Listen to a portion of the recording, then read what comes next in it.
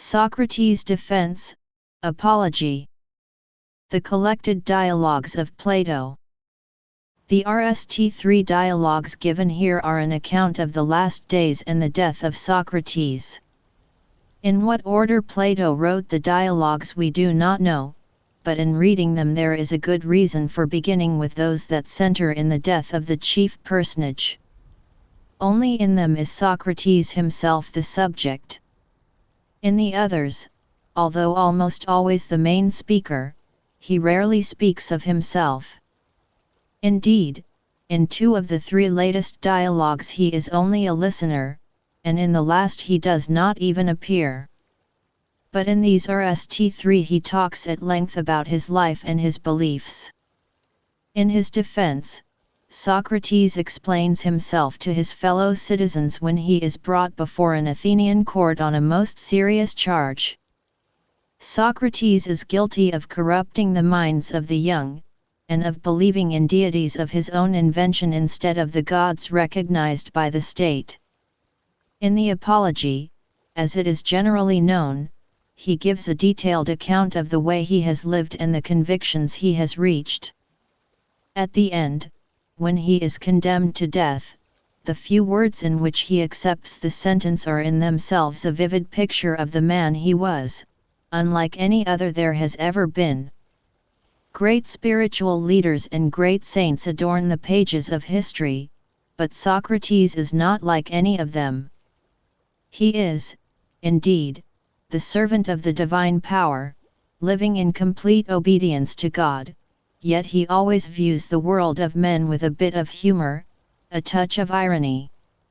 He spends his life in the effort to kindle and to aim the spark of good in every man, but when he fails, when he comes up against blind obstinacy or stupid conceit or the endurance of egotism, or when he draws down on himself bitter enmity, then along with his regret because he cares for everyone is mingled a little amusement, a feeling, as it were, of rueful sympathy, as if he said to himself, "What silly children we are." Socrates never condemned. This significant clue to what he was is given most clearly in Socrates' defense. "I do not know what effect my accusers have had upon you, gentlemen, but for my own part I was almost carried away by them, their arguments were so convincing. On the other hand, scarcely a word of what they said was true. I was especially astonished at one of their many misrepresentations, I mean when they told you that you must be careful not to let me deceive you, the implication being that I am a skillful speaker. I thought that it was peculiarly brazen of them to tell you this without a blush, since they must know that they will soon be actively confuted, when it becomes obvious that I have not the slightest skill as a speaker unless, of course, by a skillful speaker they mean one who speaks the truth. If that is what they mean, I would agree that I am an orator, though not after their pattern. My accusers, then, as I maintain, have said little or nothing that is true, but from me you shall hear the whole truth, not, I can assure you, gentlemen, in orrery language like theirs, decked out with any words and phrases. No, what you will hear will be a straightforward speech in the RST words that occur to me, condensed as I am in the justice of my cause, and I do not want any of you to expect anything different. It would hardly be suitable, gentlemen, for a man of my age to address you in the artificial language of a schoolboy orator. One thing, however, I do most earnestly beg and entreat of you. If you hear me defending myself in the same language which it has been my habit to use, both in the open spaces of this city where many of you have heard me and elsewhere, do not be surprised, and do not interrupt. Let me remind you of my position. This is my RST appearance in a court of law, at the age of 70, and so I am a complete stranger to the language of this place. Now if I were really from another country, you would naturally excuse me if I spoke in the manner and dialect in which I had been brought up, and so in the present case I make this request of you, which I think is only reasonable, to disregard the manner of my speech. It may be better or it may be worse, and to consider and concentrate your attention upon this one question, whether my claims are fair or not. That is the RST duty of the juryman, just as it is the pleader's duty to speak the truth. The proper course for me, gentlemen of the jury, is to deal RST with the earliest charges that have been falsely brought against me, and with my earliest accusers, and then with the later ones. I make this distinction because I have already been accused in your hearing by a great many people for a great many years, though without a word of truth, and I am more afraid of those people than I am of Anytus and his colleagues, although they are formidable enough. But the others are still more formidable. I mean the people who took hold of so many of you when you were children and tried to lull your minds with untrue accusations against me, saying, "There is a wise man called Socrates who has theories about the heavens and has investigated everything below the earth, and can make the weaker argument defeat the stronger." It is these people, gentlemen, the disseminators of these rumors, who are my dangerous accusers, because those who hear them suppose that anyone who inquires into such matters must be an atheist. Besides, there are a great many of these accusers, and they have been accusing me now for a great many years. And what is more, they approached you at the most impressionable age, when some of you were children or adolescents, and they literally won their case by default, because there was no one to defend me. And the most fantastic thing of all is that it is impossible for me even to know and tell you their names, unless one of them happens to be a playwright.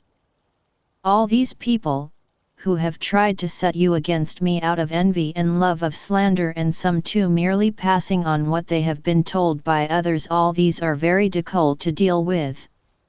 It is impossible to bring them here for cross-examination. One simply has to conduct one's defense and argue one's case against an invisible opponent, because there is no one to answer. So I ask you to accept my statement that my critics fall into two classes, on the one hand my immediate accusers, and on the other those earlier ones whom I have mentioned, and you must suppose that I have RST to defend myself against the latter. After all, you heard them abusing me longer ago and much more violently than these more recent accusers.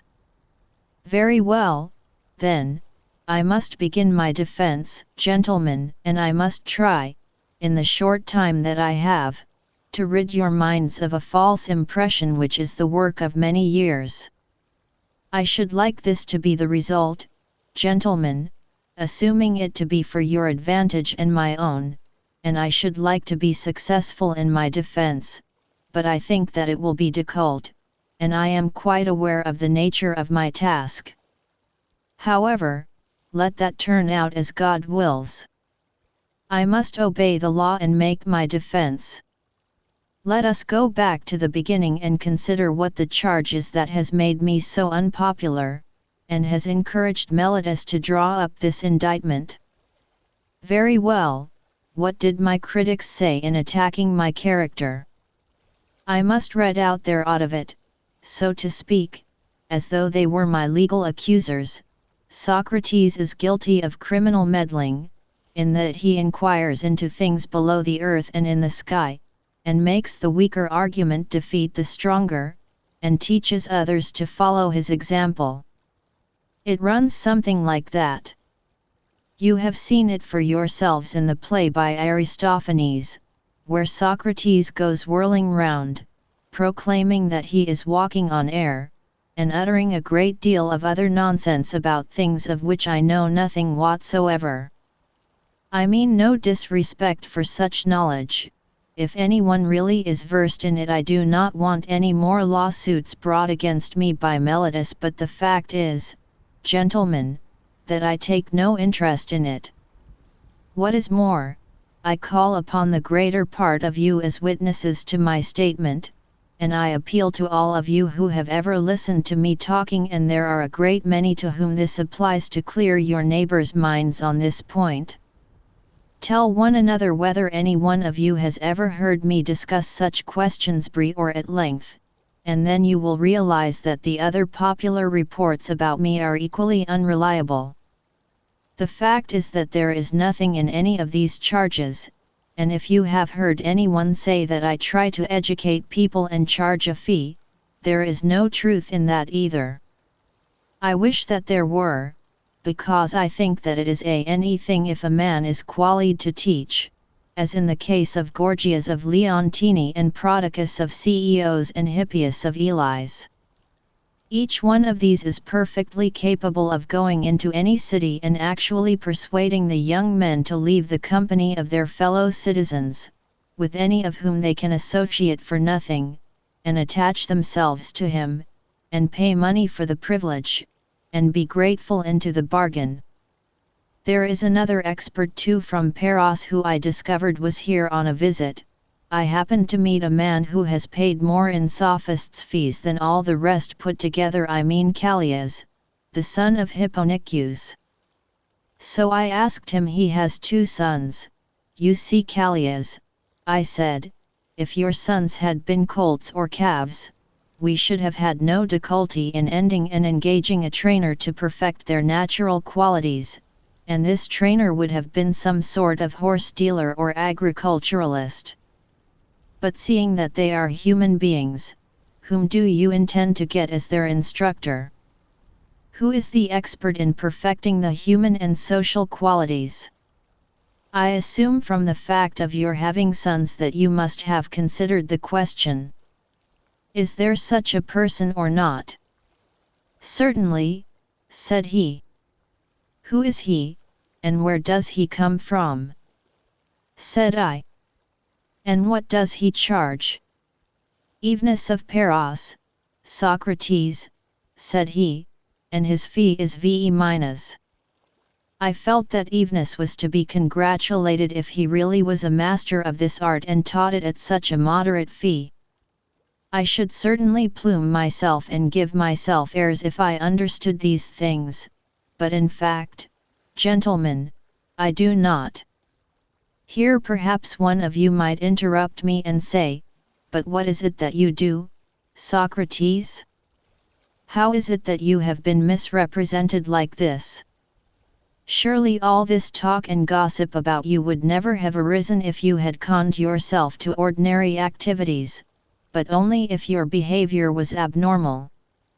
Tell us the explanation, if you do not want us to invent it for ourselves. This seems to me to be a reasonable request, and I will try to explain to you what it is that has given me this false notoriety. So please give me your attention. Perhaps some of you will think that I am not being serious, but I assure you that I am going to tell you the whole truth. I have gained this reputation, gentlemen, from nothing more or less than a kind of wisdom. What kind of wisdom do I mean? Human wisdom, I suppose. It seems that I really am wise in this limited sense. Presumably the geniuses whom I mentioned just now are wise in a wisdom that is more than human. I do not know how else to account for it.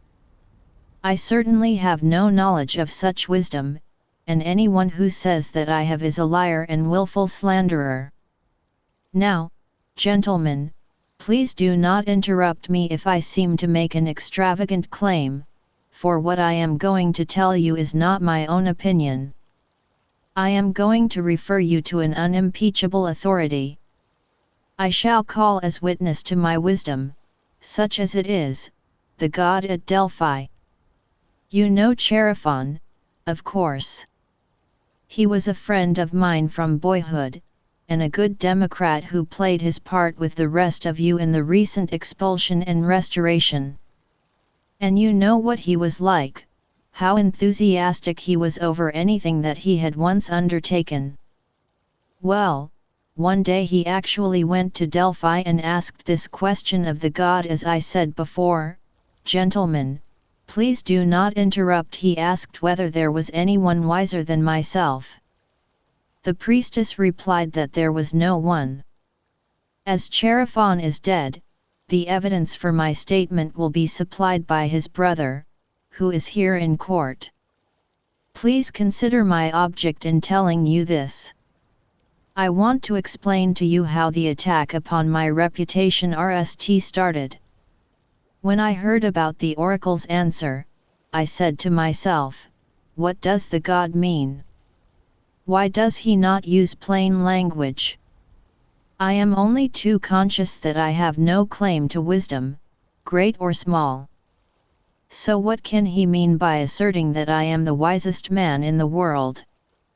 He cannot be telling a lie, that would not be right for him. After puzzling about it for some time, I set myself at last with considerable reluctance to check the truth of it in the following way.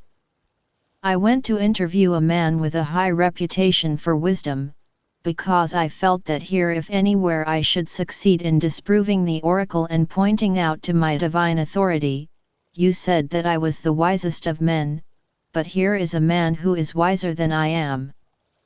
Well, I gave a thorough examination to this person. I need not mention his name, but it was one of our politicians that I was studying when I had this experience, and in conversation with him I formed the impression that although in many people's opinion, and especially in his own, he appeared to be wise, in fact he was not.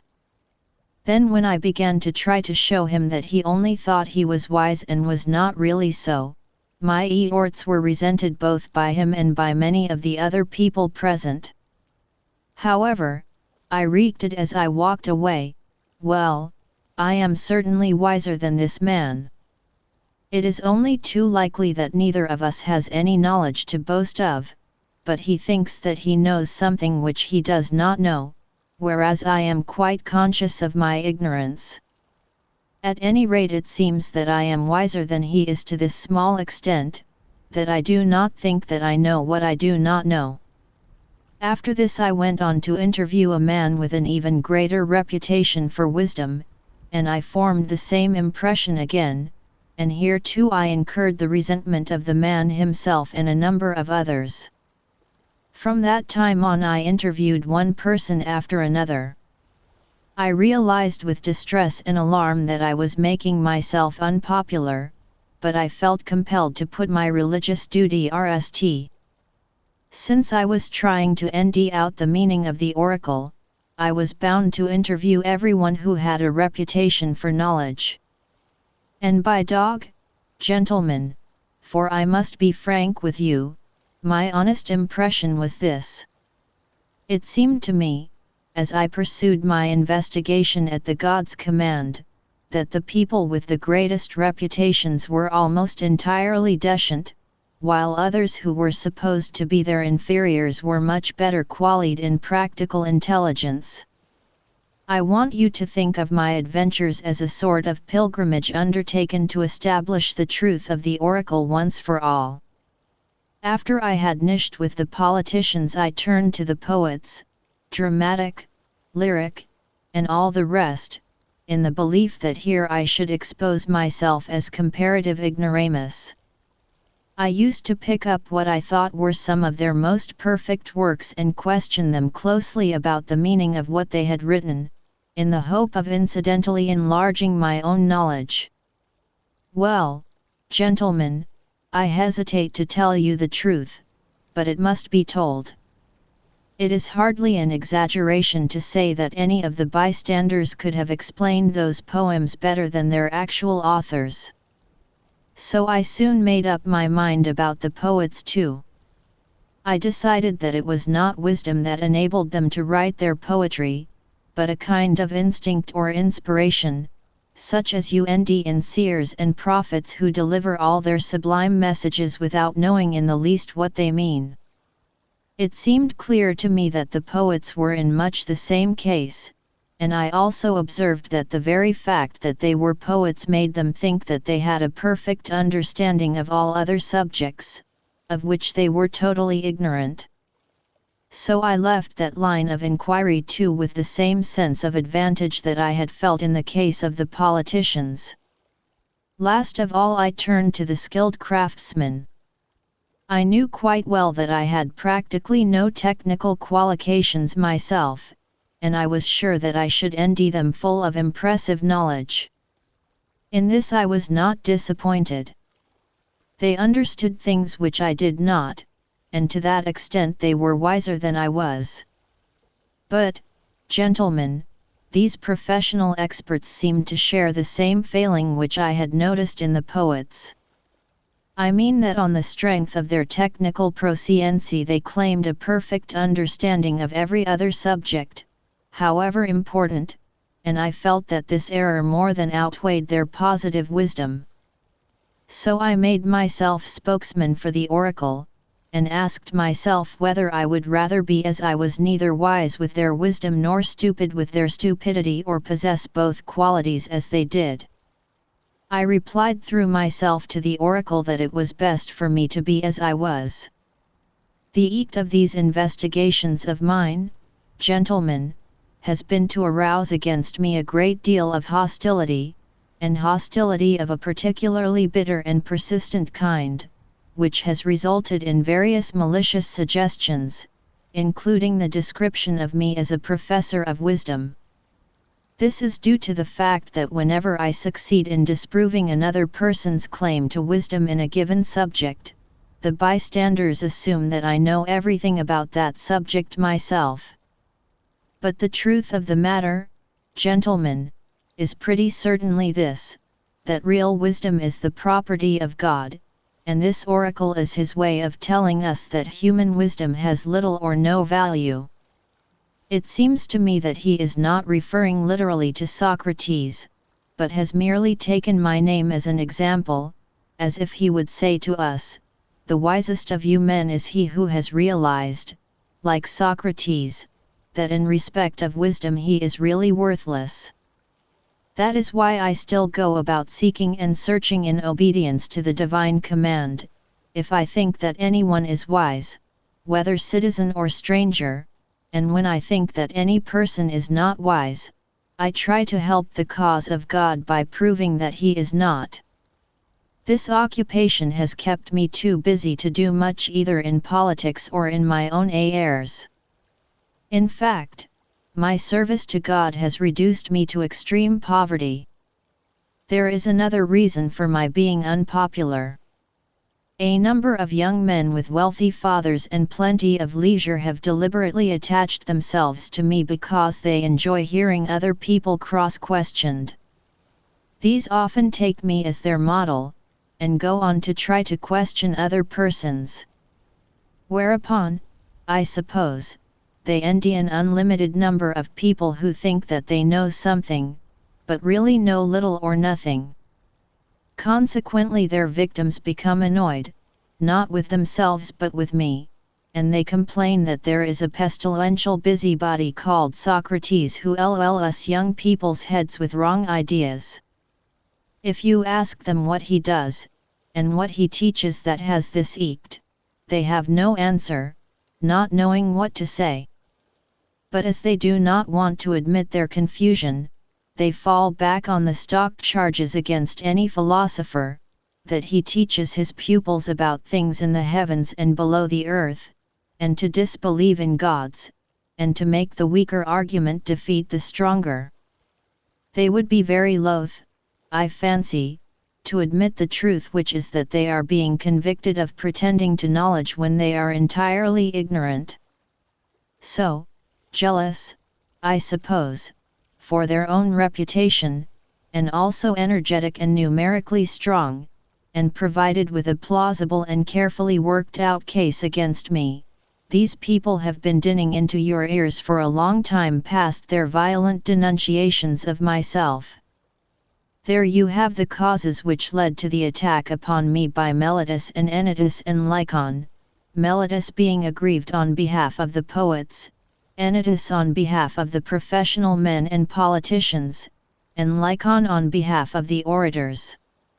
So, as I said at the beginning, I should be surprised if I were able, in the short time that I have, to rid your minds of a misconception so deeply implanted.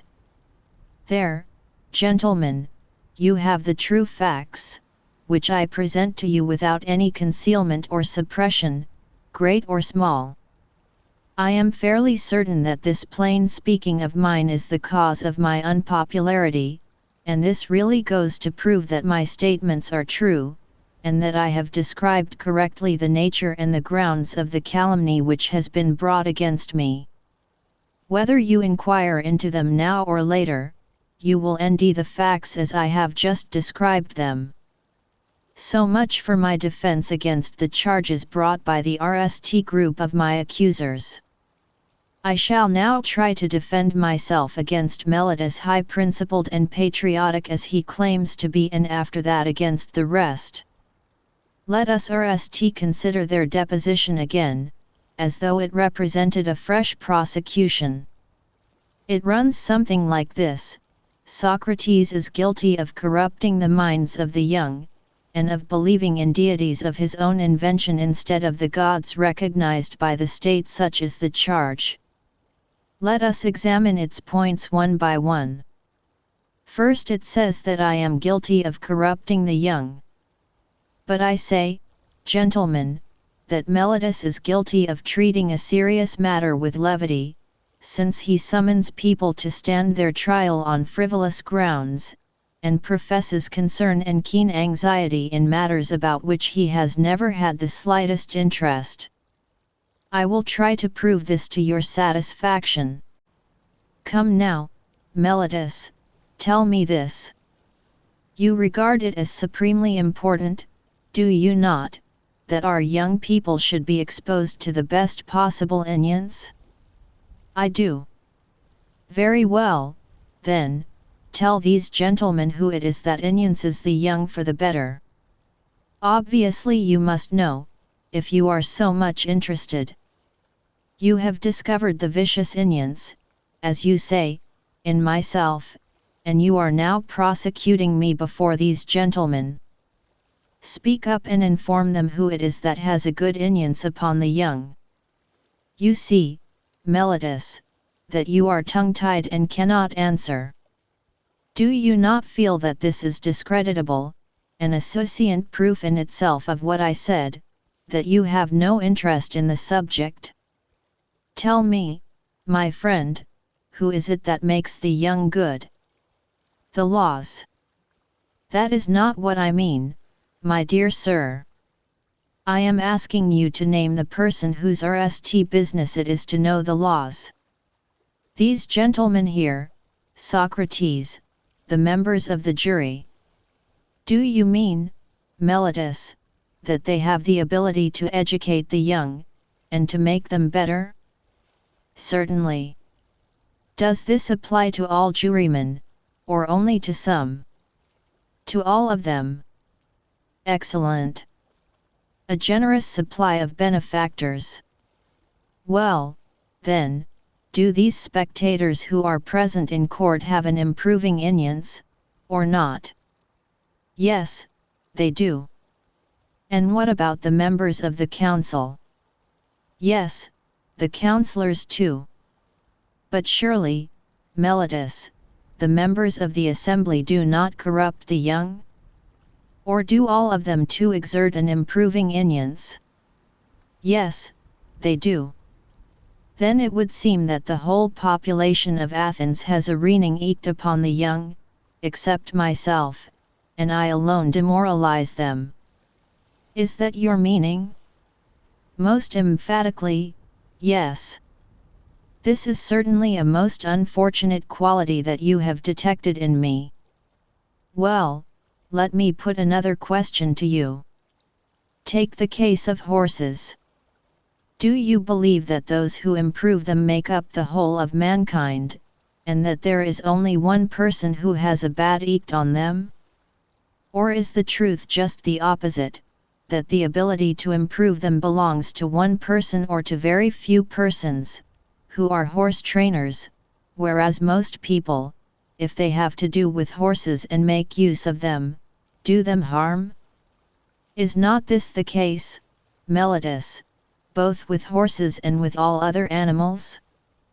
Of course it is, whether you and Anytus deny it or not. It would be a singular dispensation of fortune for our young people if there is only one person who corrupts them, while all the rest have a beneficial ect. But I need say no more. There is ample proof, Meletus, that you have never bothered your head about the young, and you make it perfectly clear that you have never taken the slightest interest in the cause for the sake of which you are now indicting me. Here is another point. Tell me seriously, Meletus, is it better to live in a good or in a bad community? Answer my question, like a good fellow, there is nothing difficult about it. Is it not true that wicked people have a bad ect upon those with whom they are in the closest contact, and that good people have a good ect? Quite true. Is there anyone who prefers to be harmed rather than benefited by his associates? Answer me, my good man, the law commands you to answer. Is there anyone who prefers to be harmed? Of course not. Well, then, when you summon me before this court for corrupting the young and making their characters worse, do you mean that I do so intentionally or unintentionally? I mean intentionally. Why, Meletus, are you at your age so much wiser than I at mine? You have discovered that bad people always have a bad ect, and good people a good ect, upon their nearest neighbors. Am I so hopelessly ignorant as not even to realize that by spoiling the character of one of my companions I shall run the risk of getting some harm from him? Because nothing else would make me commit this grave offense intentionally. No, I do not believe it, Meletus, and I do not suppose that anyone else does. Either I have not a bad ignorance, or it is unintentional, so that in either case your accusation is false.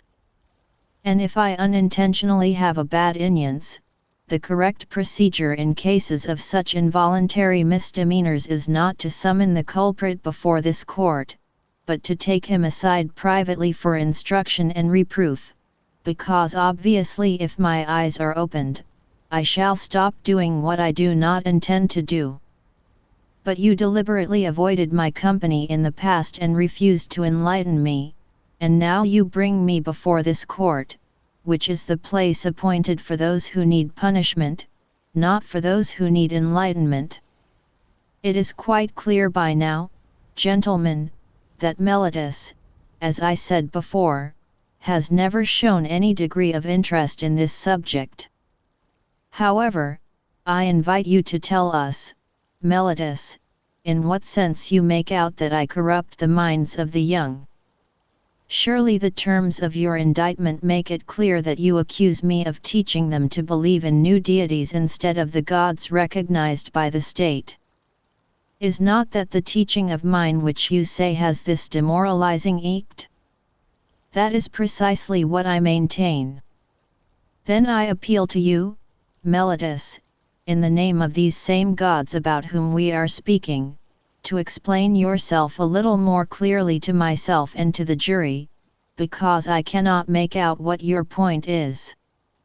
Is it that I teach people to believe in some gods, which implies that I myself believe in gods, and am not a complete atheist, so that I am not guilty on that score but in different gods from those recognized by the state, so that your accusation rests upon the fact that they are different? Or do you assert that I believe in no gods at all, and teach others to do the same? Yes, I say that you disbelieve in gods altogether. You surprise me, Meletus. What is your object in saying that? Do you suggest that I do not believe that the sun and moon are gods, as is the general belief of all mankind? He certainly does not, gentlemen of the jury, since he says that the sun is a stone and the moon a mass of earth. Do you imagine that you are prosecuting Anaxagoras, my dear Meletus? Have you so poor an opinion of these gentlemen, and do you assume them to be so illiterate as not to know that the writings of Anaxagoras of Clazomene are full of theories like these? And do you seriously suggest that it is from me that the young get these ideas, when they can buy them on occasion in the marketplace for a drachma at most, and so have the laugh on Socrates if he claims them for his own, to say nothing of their being so silly? Tell me honestly, Meletus, is that your opinion of me? Do I believe in no God? No, none at all, not in the slightest degree. You are not at all convincing, Meletus, not even to yourself, I suspect. In my opinion, gentlemen, this man is a thoroughly selfish bully, and has brought this action against me out of sheer wanton aggressiveness and self-assertion.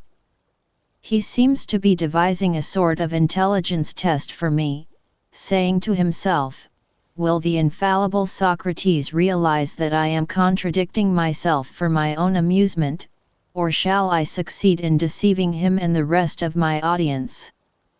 It certainly seems to me that he is contradicting himself in this indictment, which might just as well run, Socrates is guilty of not believing in the gods, but believing in the gods. And this is pure ipancy. I ask you to examine with me, gentlemen, the line of reasoning which leads me to this conclusion. You, Meletus, will oblige us by answering my questions. Will you all kindly remember, as I requested at the beginning, not to interrupt if I conduct the discussion in my customary way? Is there anyone in the world, Meletus, who believes in human activities, and not in human beings? Make him answer, gentlemen, and don't let him keep on making these continual objections. Is there anyone who does not believe in horses, but believes in horses' activities? Or who does not believe in musicians, but believes in musical activities? No, there is not, my worthy friend. If you do not want to answer, I will supply it for you and for these gentlemen too. But the next question you must answer. Is there anyone who believes in supernatural activities and not in supernatural beings? No. How good of you to give a bare answer under compulsion by the court. Well, do you assert that I believe and teach others to believe in supernatural activities? It does not matter whether they are new or old. The fact remains that I believe in them according to your statement, indeed you solemnly swore as much in your audiobook. But if I believe in supernatural activities, it follows inevitably that I also believe in supernatural beings. Is not that so? It is. I assume your assent, since you do not answer. Do we not hold that supernatural beings are either gods or the children of gods? Do you agree or not? Certainly. Then if I believe in supernatural beings, as you assert, if these supernatural beings are gods in any sense, we shall reach the conclusion which I mentioned just now when I said that you were testing my intelligence for your own amusement, by stating that I do not believe in gods, and then again that I do, since I believe in supernatural beings. If on the other hand these supernatural beings are bastard children of the gods by nymphs or other mothers, as they are reputed to be, who in the world would believe in the children of gods and not in the gods themselves? It would be as ridiculous as to believe in the young of horses or donkeys and not in horses and donkeys themselves. No, Meletus, there is no avoiding the conclusion that you brought this charge against me as a test of my wisdom, or else in despair of ending a genuine errance of which to accuse me. As for your prospect of convincing any living person with even a smattering of intelligence that belief in supernatural and divine activities does not imply belief in supernatural and divine beings, and vice versa, it is outside all the bounds of possibility. As a matter of fact, gentlemen, I do not feel that it requires much defense to clear myself of Meletus' accusation. What I have said already is enough. But you know very well the truth of what I said in an earlier part of my speech, that I have incurred a great deal of bitter hostility, and this is what will bring about my destruction, if anything does not Meletus nor Anytus, but the slander and jealousy of a very large section of the people. They have been fatal to a great many other innocent men, and I suppose will continue to be so. There is no likelihood that they will stop at me. But perhaps someone will say, do you feel no compunction, Socrates, at having followed a line of action which puts you in danger of the death penalty? I might fairly reply to him, you are mistaken, my friend, if you think that a man who is worth anything ought to spend his time weighing up the prospects of life and death. He has only one thing to consider in performing any action, that is, whether he is acting rightly or wrongly, like a good man or a bad one. On your view, the heroes who died at Troy would be poor creatures, especially the son of Thetis.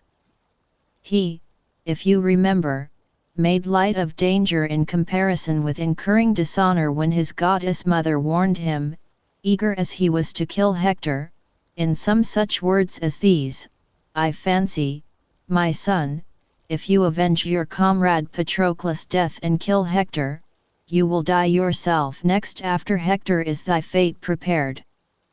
When he heard this warning, he made light of his death and danger, being much more afraid of an ignoble life and of failing to avenge his friends.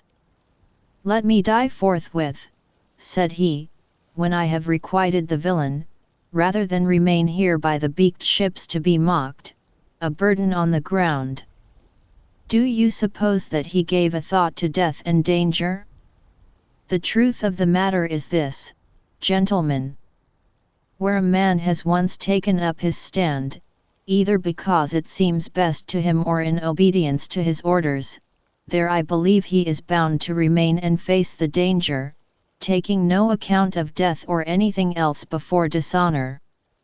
This being so, it would be shocking inconsistency on my part, gentlemen, if, when the Osers whom you chose to command me assigned me my position at Potidaea and Amphipolis and Delium, I remained at my post like anyone else and faced death, and yet afterward, when God appointed me, as I supposed and believed, to the duty of leading the philosophical life, examining myself and others, I were then through fear of death or of any other danger to desert my post. That would indeed be shocking, and then I might really with justice be summoned into court for not believing in the gods, and disobeying the oracle, and being afraid of death, and thinking that I am wise when I am not. For let me tell you, gentlemen, that to be afraid of death is only another form of thinking that one is wise when one is not. It is to think that one knows what one does not know. No one knows with regard to death whether it is not really the greatest blessing that can happen to a man, but people dread it as though they were certain that it is the greatest evil, and this ignorance, which thinks that it knows what it does not, must surely be ignorance most culpable. This, I take it, gentlemen, is the degree, and this the nature of my advantage over the rest of mankind, and if I were to claim to be wiser than my neighbor in any respect, it would be in this, that not possessing any real knowledge of what comes after death, I am also conscious that I do not possess it. But I do know that to do wrong and to disobey my superior, whether God or man, is wicked and dishonorable, and so I shall never feel more fear or aversion for something which, for all I know, may really be a blessing, than for those evils which I know to be evils. Suppose, then, that you acquit me, and pay no attention to Anytus, who has said that either I should not have appeared before this court at all, or, since I have appeared here, I must be put to death, because if I once escaped your sons would all immediately become utterly demoralized by putting the teaching of Socrates into practice. Suppose that, in view of this, you said to me, Socrates, on this occasion we shall disregard Anytus and acquit you, but only on one condition, that you give up spending your time on this quest and stop philosophizing. If we catch you going on in the same way, you shall be put to death. Well, supposing, as I said, that you should owe to acquit me on these terms, I should reply, Gentlemen, I am your very grateful and devoted servant, but I owe a greater obedience to God than to you, and so long as I draw breath and have my faculties, I shall never stop practicing philosophy and exhorting you and elucidating the truth for everyone that I meet. I shall go on saying, in my usual way, my very good friend, you are an Athenian and belong to a city which is the greatest and most famous in the world for its wisdom and strength. Are you not ashamed that you give your attention to acquiring as much money as possible, and similarly with reputation and honor, and give no attention or thought to truth and understanding and the perfection of your soul? And if any of you disputes this and professes to care about these things, I shall not at once let him go or leave him.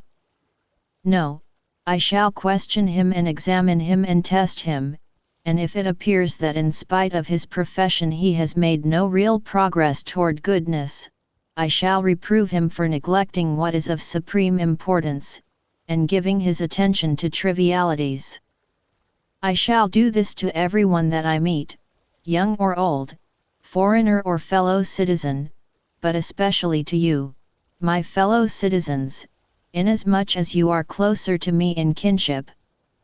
This, I do assure you, is what my God commands, and it is my belief that no greater good has ever befallen you in this city than my service to my God.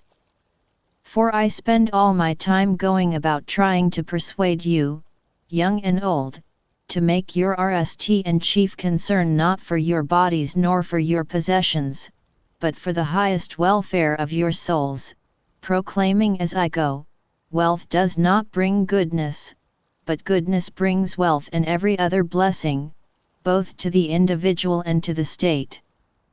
Now if I corrupt the young by this message, the message would seem to be harmful, but if anyone says that my message is different from this, he is talking nonsense.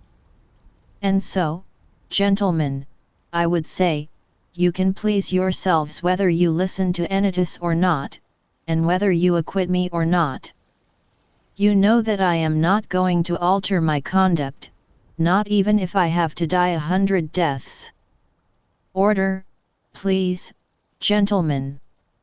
Remember my request to give me a hearing without interruption. Besides, I believe that it will be to your advantage to listen. I am going to tell you something else, which may provoke a storm of protest, but please restrain yourselves. I assure you that if I am what I claim to be, and you put me to death, you will harm yourselves more than me. Neither Meletus nor Anytus can do me any harm at all, they would not have the power, because I do not believe that the law of God permits a better man to be harmed by a worse. No doubt my accuser might put me to death or have me banished or deprived of civic rights, but even if he thinks as he probably does, and others too, I dare say that these are great calamities. I do not think so. I believe that it is far worse to do what he is doing now, trying to put an innocent man to death. For this reason, gentlemen, so far from pleading on my own behalf, as might be supposed, I am really pleading on yours, to save you from misusing the gift of God by condemning me. If you put me to death, you will not easily endy anyone to take my place.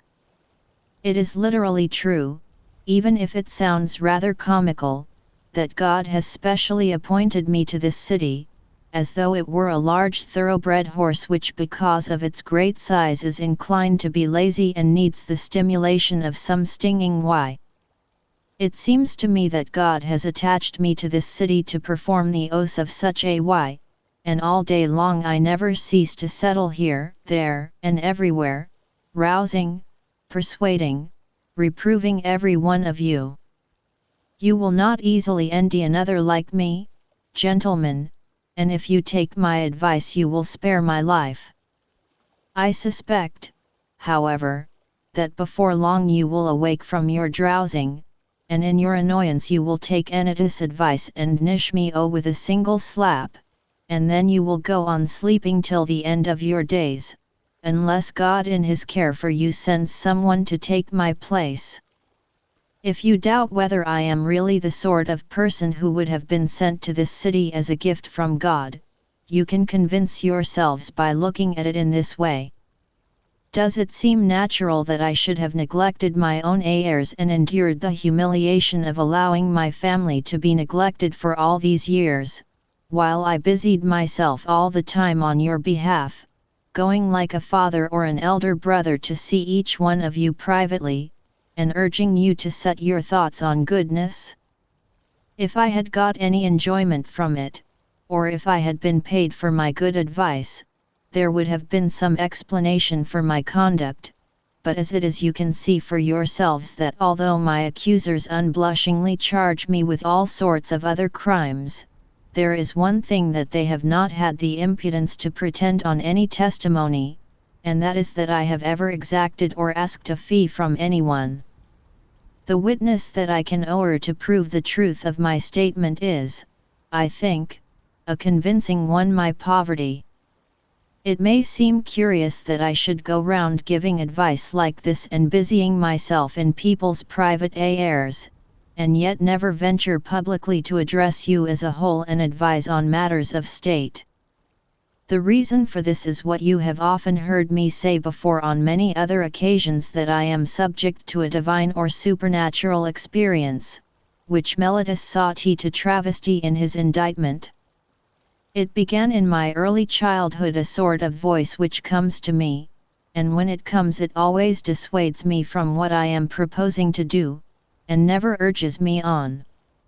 It is this that debars me from entering public life, and a very good thing too, in my opinion, because you may be quite sure, gentlemen, that if I had tried long ago to engage in politics, I should long ago have lost my life, without doing any good either to you or to myself. Please do not be offended if I tell you the truth. No man on earth who conscientiously opposes either you or any other organized democracy, and at least prevents a great many wrongs and illegalities from taking place in the state to which he belongs, can possibly escape with his life. The true champion of justice, if he intends to survive even for a short time, must necessarily conne himself to private life and leave politics alone. I will owe you substantial proofs of what I have said, not theories, but what you can appreciate better, facts. Listen while I describe my actual experiences, so that you may know that I would never submit wrongly to any authority through fear of death, but would refuse even at the cost of my life. It will be a commonplace story, such as you often hear in the courts, but it is true. The only oath which I have ever held in our city, gentlemen, was when I was elected to the council.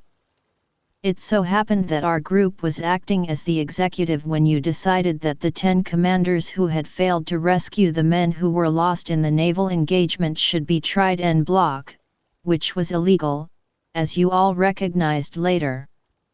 On this occasion I was the only member of the executive who insisted that you should not act unconstitutionally, and voted against the proposal, and although your leaders were all ready to denounce and arrest me, and you were all urging them on at the top of your voices, I thought that it was my duty to face it out on the side of law and justice rather than support you, through fear of prison or death, in your wrong decision. This happened while we were still under a democracy. When the oligarchy came into power, the 30 commissioners in their turn summoned me and 4 others to the round chamber and instructed us to go and fetch Leon of Salamis from his home for execution. This was of course only one of many instances in which they issued such instructions, their object being to implicate as many people as possible in their wickedness. On this occasion, however, I again made it clear not by my words but by my actions that death did not matter to me at all, if that is not too strong an expression, but that it mattered all the world to me that I should do nothing wrong or wicked. Powerful as it was, that government did not terrify me into doing a wrong action. When we came out of the round chamber, the other 4 went to Salamis and arrested Leon, and I went home. I should probably have been put to death for this, if the government had not fallen soon afterward. There are plenty of people who will testify to these statements. Do you suppose that I should have lived as long as I have if I had moved in the sphere of public life, and conducting myself in that sphere like an honorable man, had always upheld the cause of right, and conscientiously set this end above all other things? Not by a very long way, gentlemen, neither would any other man. You will envy that throughout my life I have been consistent in any public duties that I have performed, and the same also in my personal dealings. I have never countenanced any action that was incompatible with justice on the part of any person, including those whom some people maliciously call my pupils. I have never set up as any man's teacher, but if anyone, young or old, is eager to hear me conversing and carrying out my private mission, I never grudge him the opportunity, nor do I charge a fee for talking to him, and refuse to talk without one. I am ready to answer questions for rich and poor alike, and I am equally ready if anyone prefers to listen to me and answer my questions.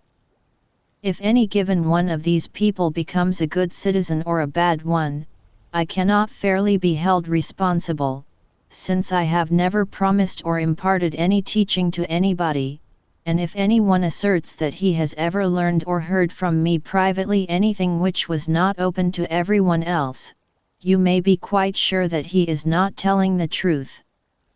But how is it that some people enjoy spending a great deal of time in my company? You have heard the reason, gentlemen, I told you quite frankly. It is because they enjoy hearing me examine those who think that they are wise when they are not, an experience which has its amusing side.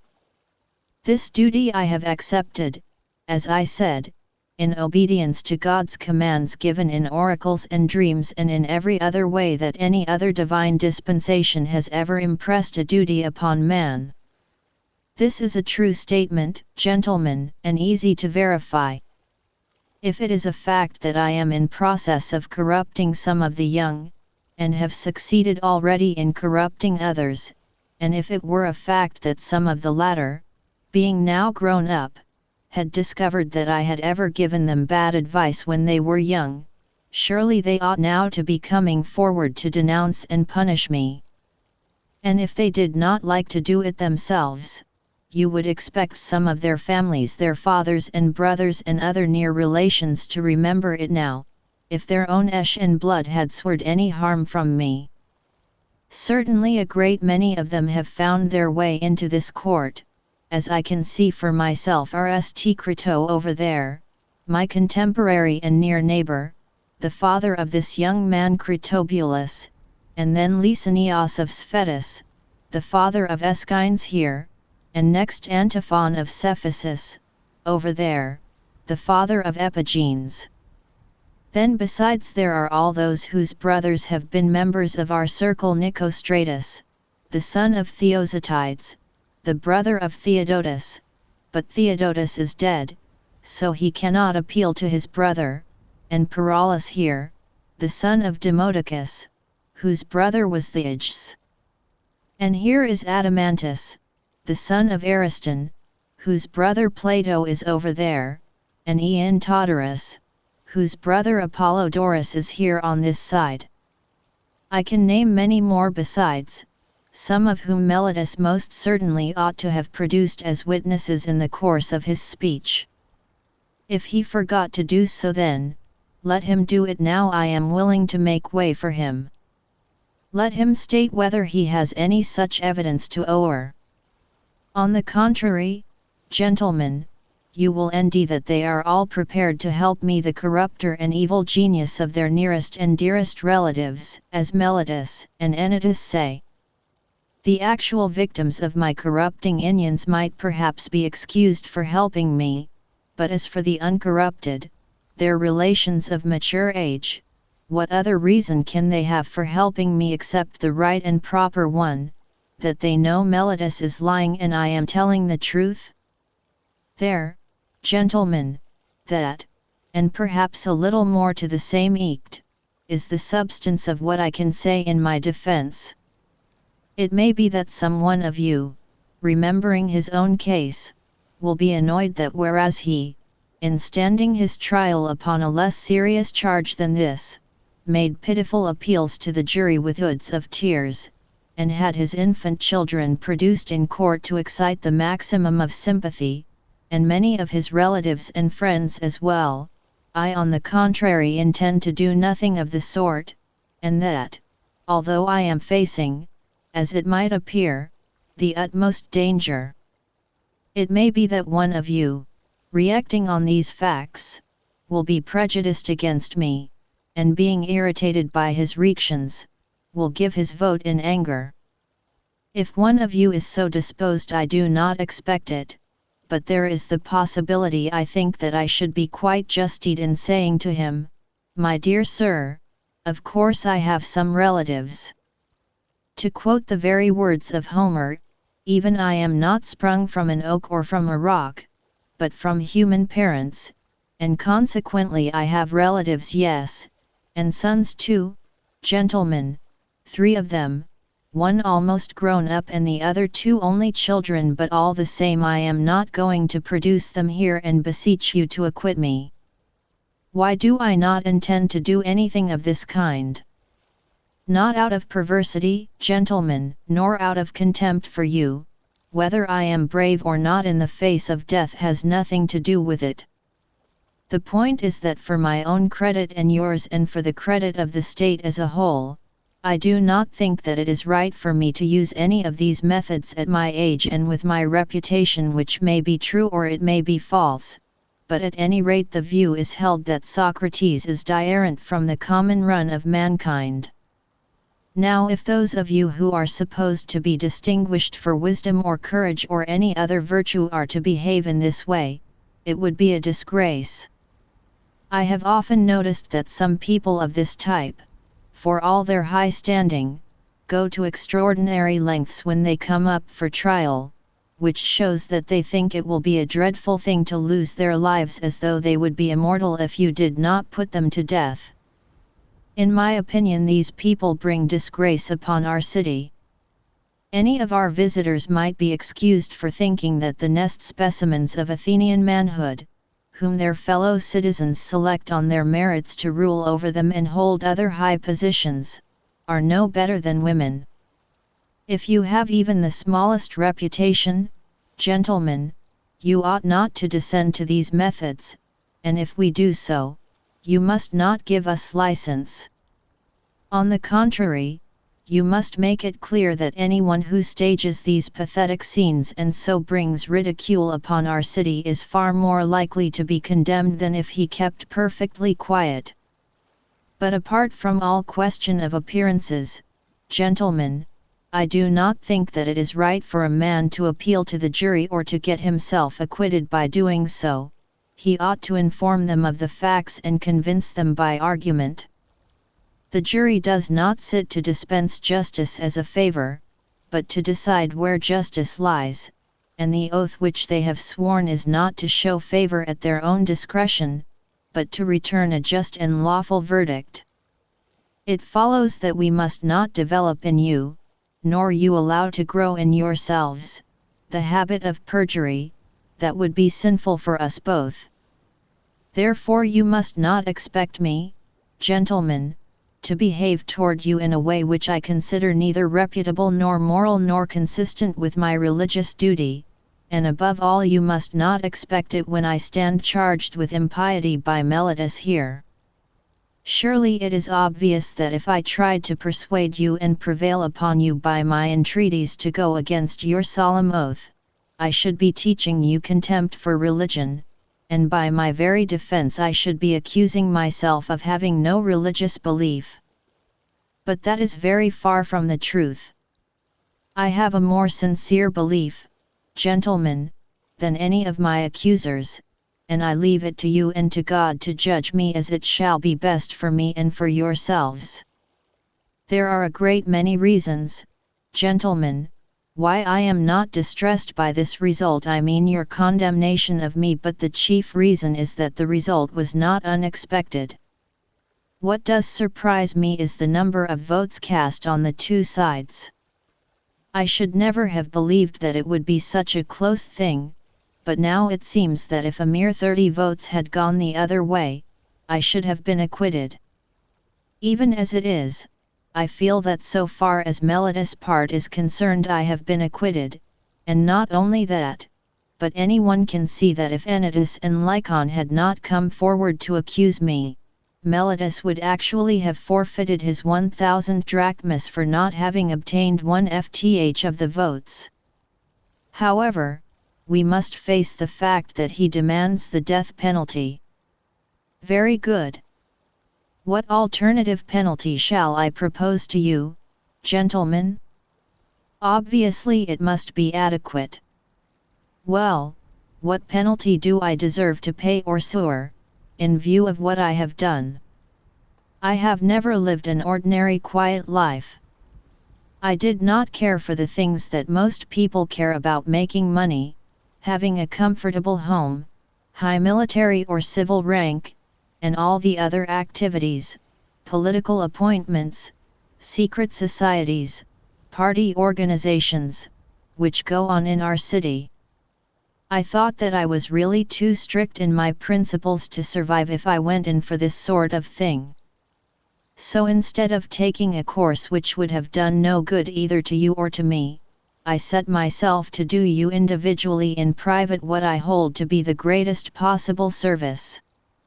I tried to persuade each one of you not to think more of practical advantages than of his mental and moral well-being, or in general to think more of advantage than of well-being in the case of the state or of anything else.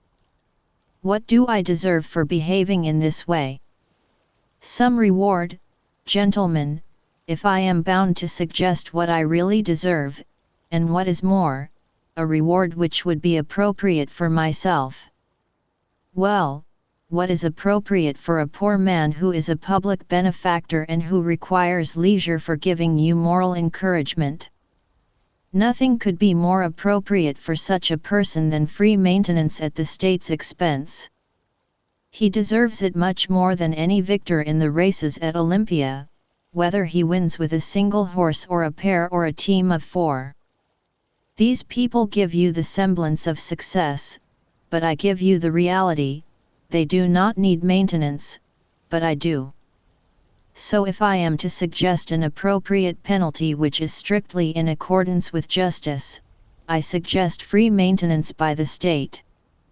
Perhaps when I say this I may give you the impression, as I did in my remarks about exciting sympathy and making passionate appeals, that I am showing a deliberate perversity.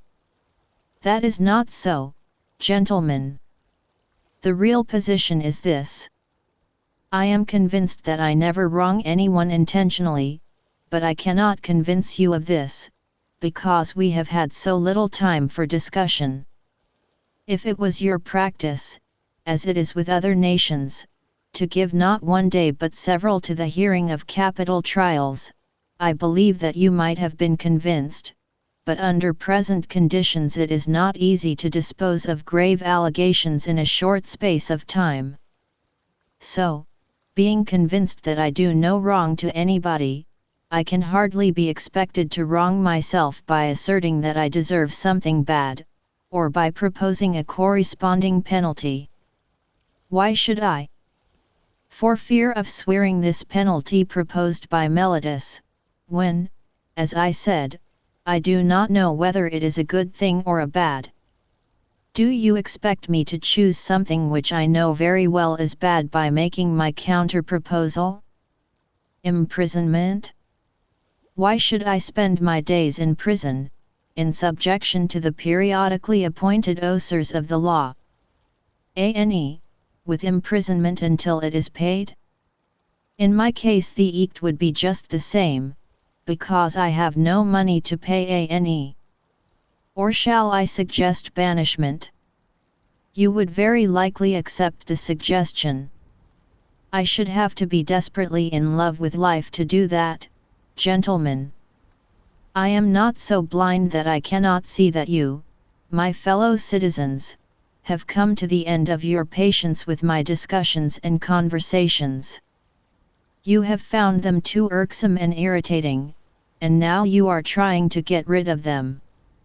Will any other people envy them easy to put up with? That is most unlikely, gentlemen. Any life I should have if I left this country at my age and spent the rest of my days trying one city after another and being turned out every time. I know very well that wherever I go the young people will listen to my conversation just as they do here, and if I try to keep them they will make their elders drive me out, while if I do not, the fathers and other relatives will drive me out of their own accord for the sake of the young.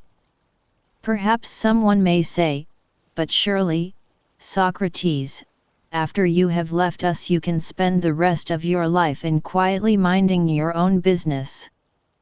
This is the hardest thing of all to make some of you understand. If I say that this would be disobedience to God, and that is why I cannot mind my own business, you will not believe that I am serious.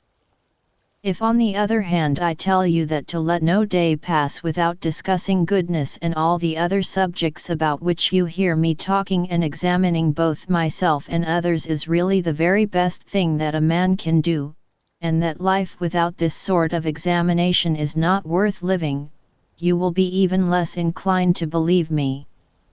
Nevertheless that is how it is, gentlemen, as I maintain, though it is not easy to convince you of it. Besides, I am not accustomed to think of myself as deserving punishment. If I had money, I would have suggested that I could afford, because that would not have done me any harm. As it is, I cannot, because I have none, unless of course you like to X the penalty at what I could pay. I suppose I could probably afford a mina. I suggest any of that amount. One moment, gentlemen. Plato here, and Crito and Critobulus and Apollodorus, want me to propose 30 minas, on their security. Very well, I agree to this sum, and you can rely upon these gentlemen for its payment.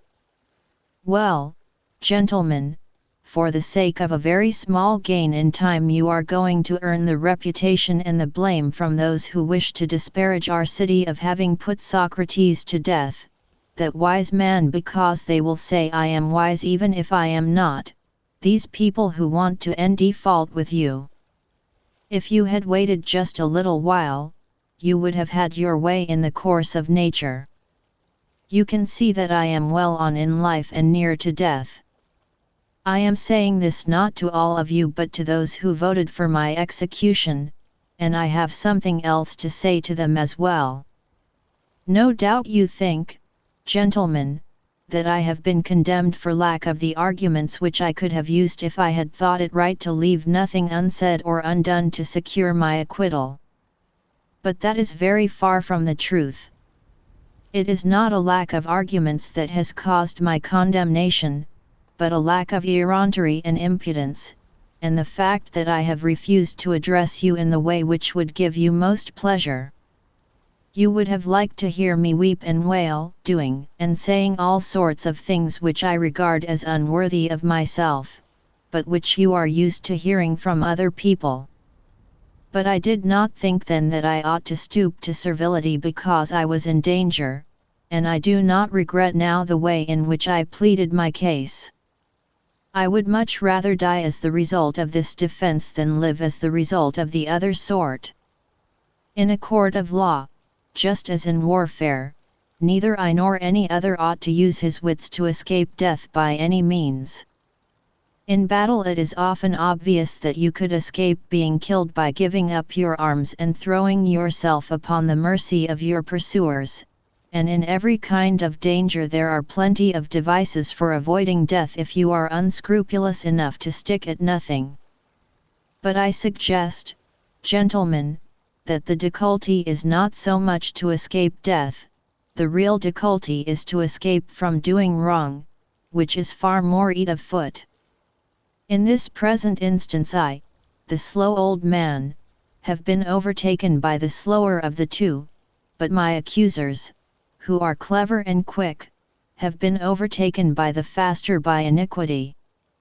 When I leave this court I shall go away condemned by you to death, but they will go away convicted by truth herself of depravity and wickedness.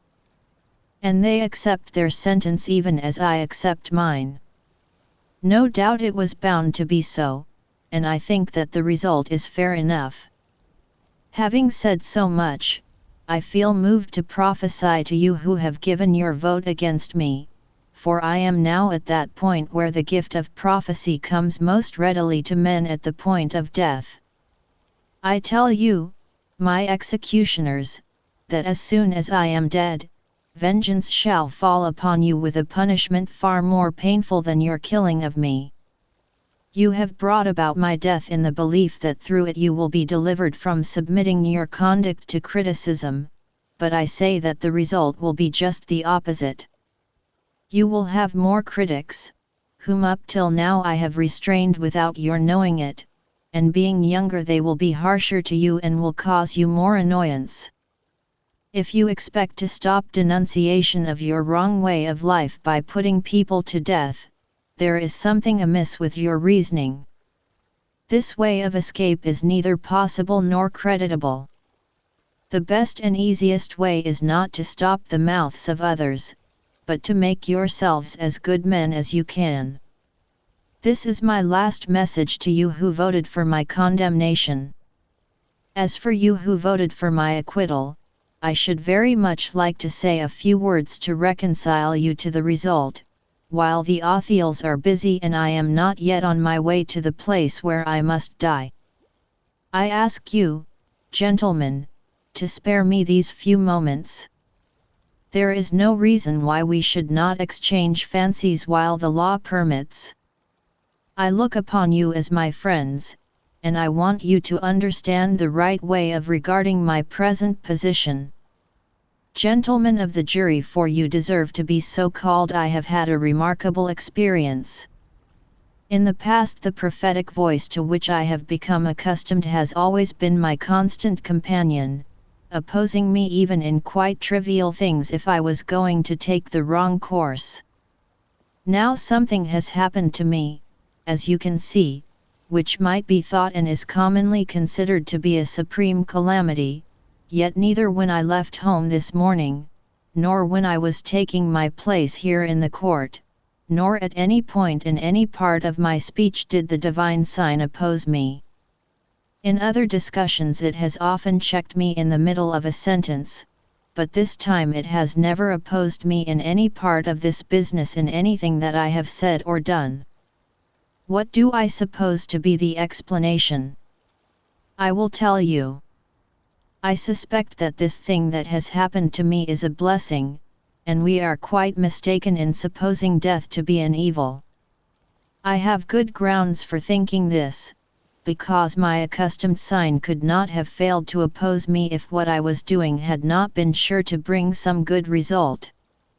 we should read that there is much reason to hope for a good result on other grounds as well. Death is one of two things. Either it is annihilation, and the dead have no consciousness of anything, or, as we are told, it is really a change, a migration of the soul from this place to another. Now if there is no consciousness but only a dreamless sleep, death must be a marvelous gain. I suppose that if anyone were told to pick out the night on which he slept so soundly as not even to dream, and then to compare it with all the other nights and days of his life, and then were told to say, after due consideration, how many better and happier days and nights than this he had spent in the course of his life, well, I think that the great king himself, to say nothing of any private person, would envy these days and nights easy to count in comparison with the rest. If death is like this, then, I call it gain, because the whole of time, if you look at it in this way, can be regarded as no more than one single night. If on the other hand death is a removal from here to some other place, and if what we are told is true, that all the dead are there, what greater blessing could there be than this, gentlemen? If on arrival in the other world, beyond the reach of our so-called justice, one will envy there the true judges who are said to preside in those courts, Minos and Rhadamanthus and Aeacus and Triptolemus and all those other half-divinities who were upright in their earthly life, would that be an unrewarding journey? Put it in this way. How much would one of you give to meet Orpheus and Musaeus, Hesiod and Homer? I am willing to die 10 times over if this account is true. It would be a specially interesting experience for me to join them there, to meet Polymedes and Ajax, the son of Telamon, and any other heroes of the old days who met their death through an unfair trial, and to compare my fortunes with theirs. It would be rather amusing, I think. And above all I should like to spend my time there, as here, in examining and searching people's minds, to envy out who is really wise among them, and who only thinks that he is. What would one not give, gentlemen, to be able to question the leader of that great host against Troy, or Odysseus, or Sisyphus, or the thousands of other men and women whom one could mention, to talk and mix and argue with whom would be unimaginable happiness.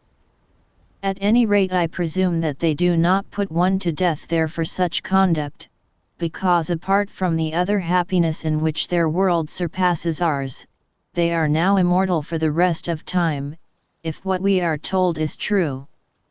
You too, gentlemen of the jury, must look forward to death with confidence, and X your minds on this one belief, which is certain, that nothing can harm a good man either in life or after death, and his fortunes are not a matter of indifference to the gods.